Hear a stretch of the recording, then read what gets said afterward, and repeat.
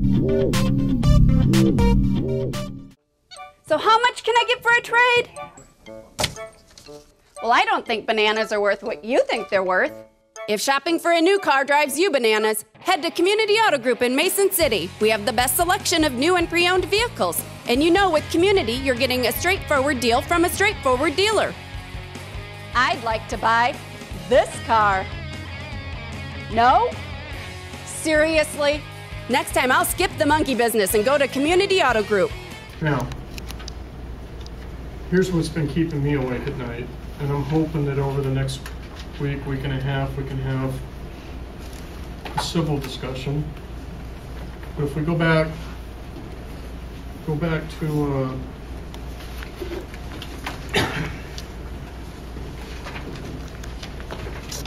to the very first page.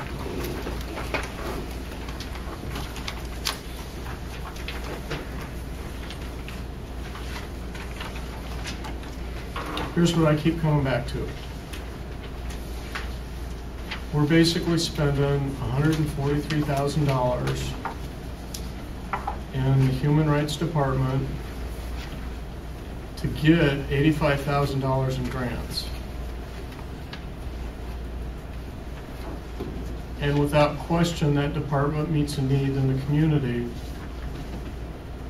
But when we consider the need that's met relative to the entire population, I have to wonder if that's the best bang for the buck.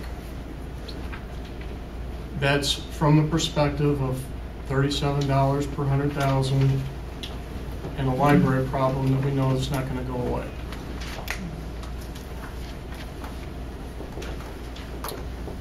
That's what I've been laying awake thinking about.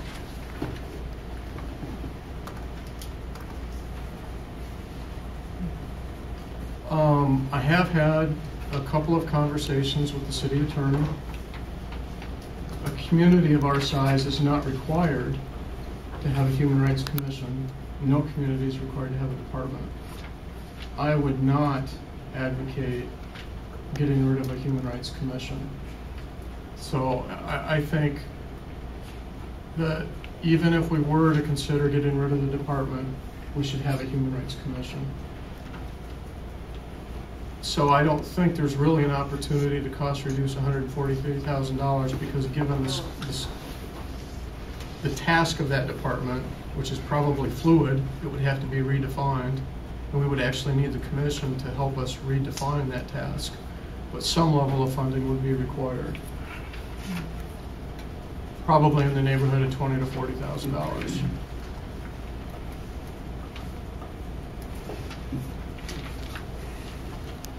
Kevin, to hold that line, you said 200. How much needs to be pulled out of those? 292 or something?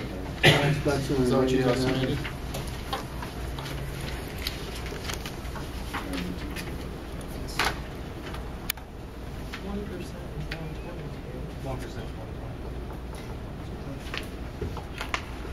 Yeah, 292. $295,553.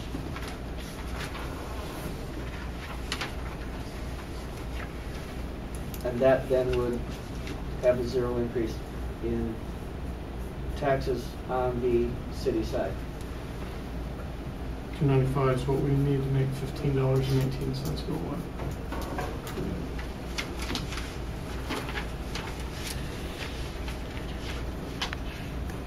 Another member? Sure. So, no. Right. Somebody?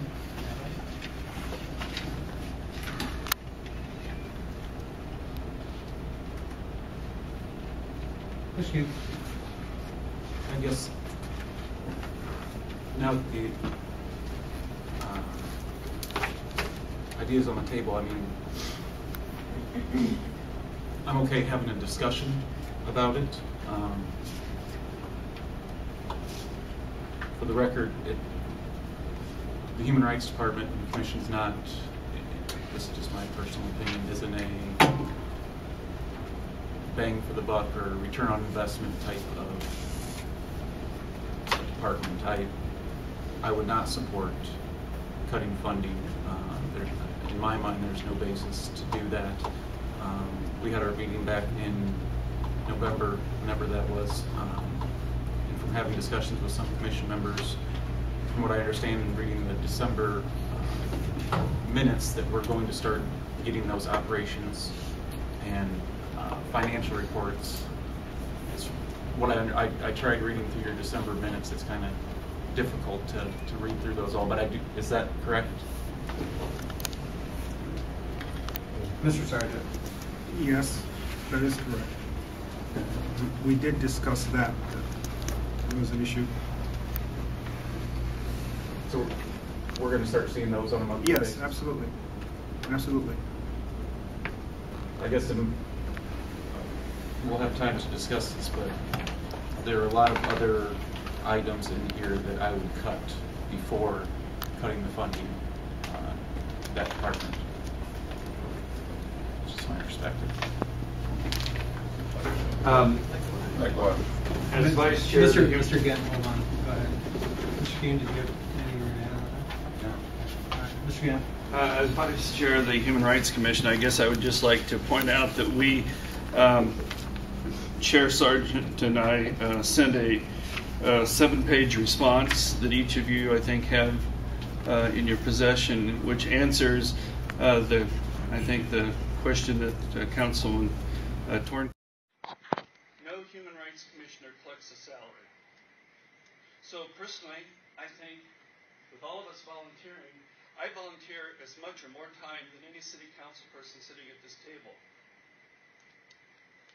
So until someone at this table can tell me they want to work as a volunteer as a city council person, I really take issue with wanting to cut funding for a group of commissioners who volunteer so many hours to this community. And in our response to the question about funding, if you cut the amounts you've talked about, then you put our EEOC grants and our HUD grants in jeopardy. And I don't for the life of me know why, as city council people, you would want to do that. I understand.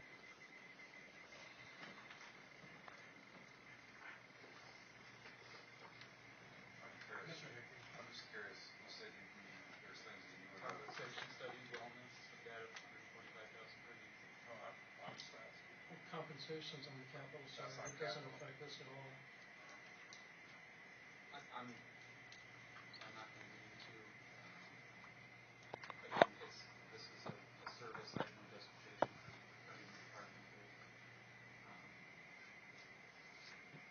I could easily come up, on the next meeting, 40,000 for a department that's been here almost 50 years.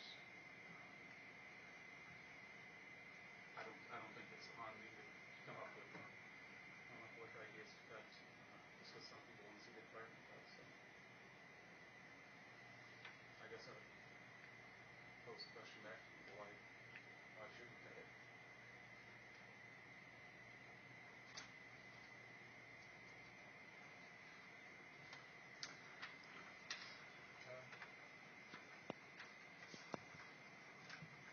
My understanding is that, so we're going to have financials and operations here, I don't know when, sometime soon. We'd also requested a grant summary, which I would assume would be the EOC and the HUD contract. Can we get those over for council so they understand what that impact is? And, Sure. And I guess my further question would be, I don't remember being here when we authorized one of those, and normally we do even if it's passed through, it kind of comes from both council. Is that something that the commission authorizes or the council authorizes? Mr. Director. The ordinance allows the commission to go out for grants. Going back some 30-some years ago, when we had it's in that report that we gave you. But to clarify for the council who may not have read it, when we ran up against the same sort of argument that Councilman Tornquist is raising about the value and cutting the budget and all of that, the commission said we will go out and find some money and run our office as best we can. And as I indicated in that memo, the commission on HUD funds has drawn in over $1 million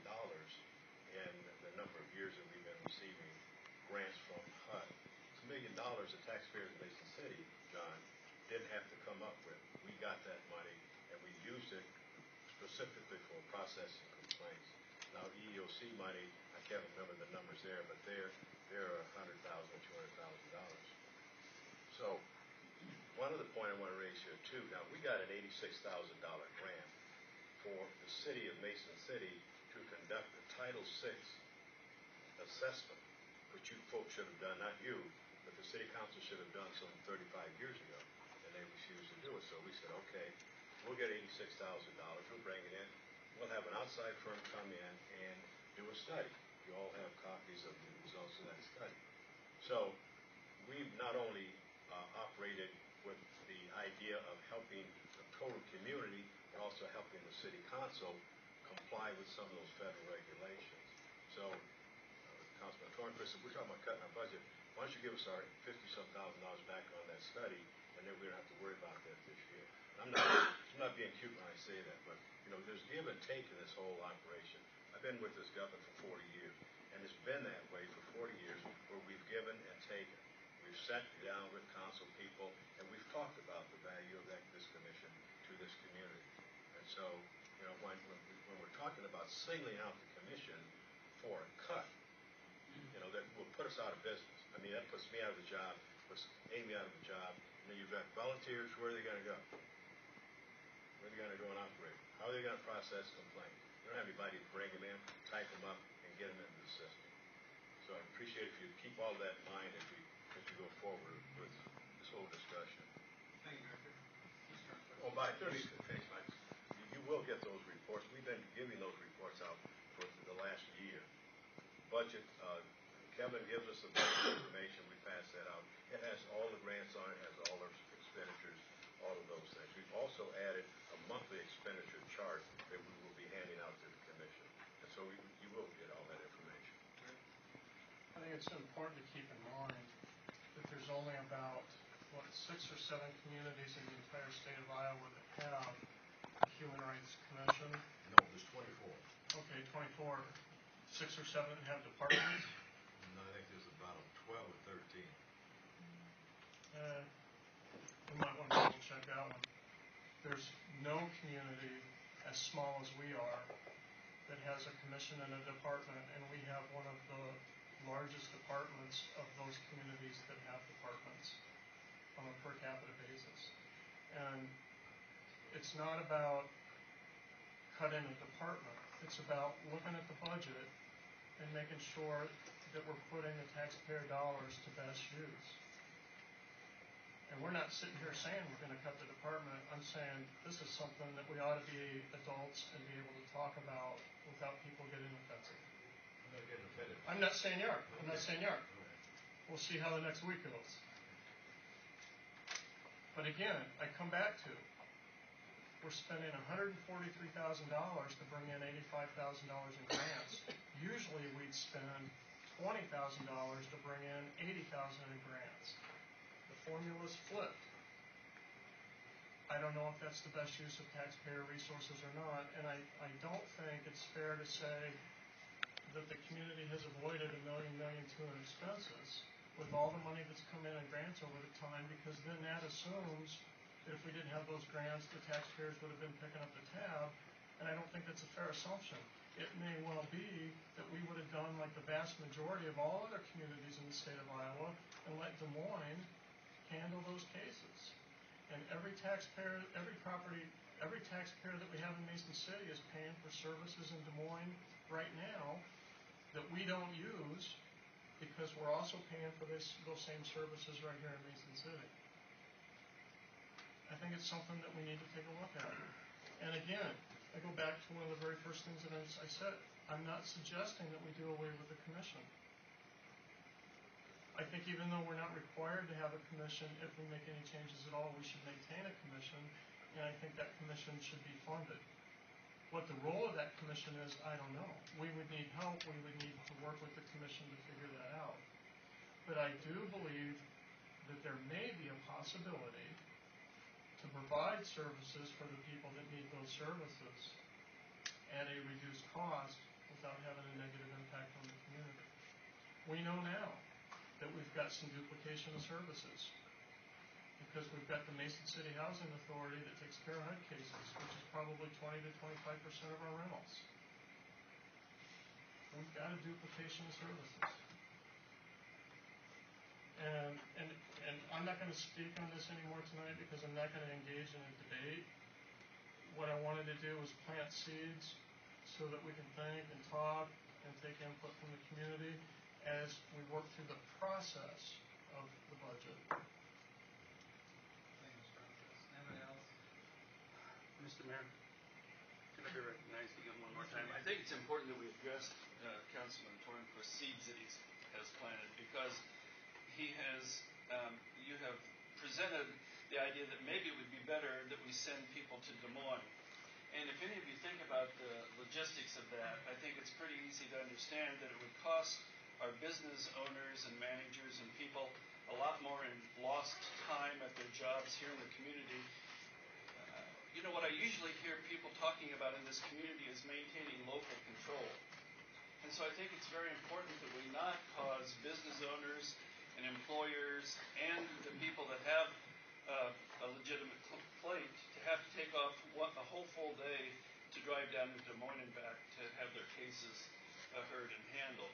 It's much better that they come here and are able to do it in a 2-hour, 3-hour block of time and not have to expend the gas money to go to Des Moines. I just want to put it out there on the record for everybody to be thinking about the importance of local control and how much time and money that saves our citizens.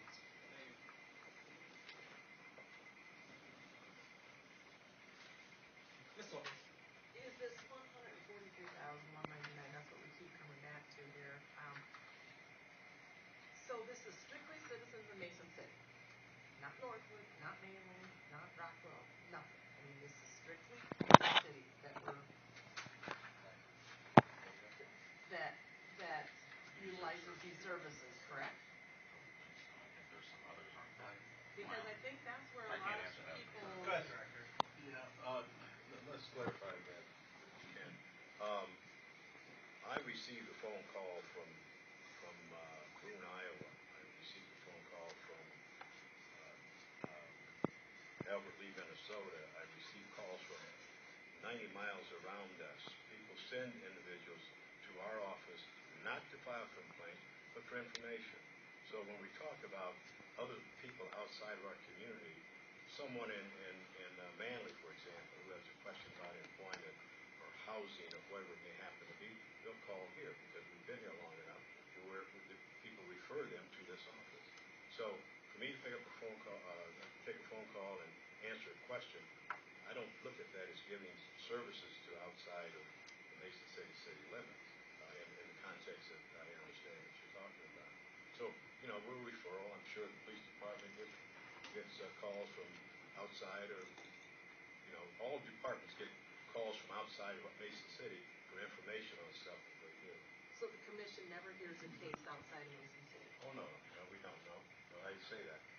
The federal money that we receive, we process complaints from Saragordo County. We don't get that many of them, but we process complaints from Saragordo County. The federal money that we receive, not city funds. Now, Councilman Tornquist is talking about the $100-some thousand. That's my salary, and that's Amy's salary, and that's the benefits. And I think that's in that report we gave you. So that's where that money is. Now, you know, I've never heard of, though, and that's the first time I've been in 40 years, where the city goes out and they try and get federal grants to exceed the money that the city gives that department for an operation on a continual basis. I've never heard of it. I've been here 40 years. When you go out for a grant, the grant's there, you grab the grant, and you use it, and you go on. Now, as far as the Housing Authority is concerned, they don't do the same thing we do. The Housing Authority does Section 8 housing processing. We do fair employment complaint processing. We can talk about landlord-tenant issues and those sorts of things, but that's what we do different from what the Housing Authority does.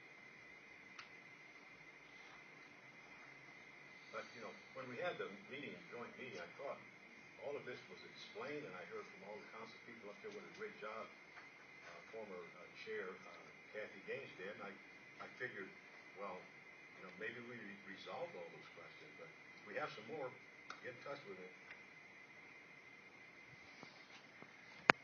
Mr. King, I would just add quickly, I'm okay having a discussion and just respectfully look at it from different lenses than some of our colleagues have done, but to me, having a human rights department commission, it's just not the same as other city expenditures where I look at it as a return on investment.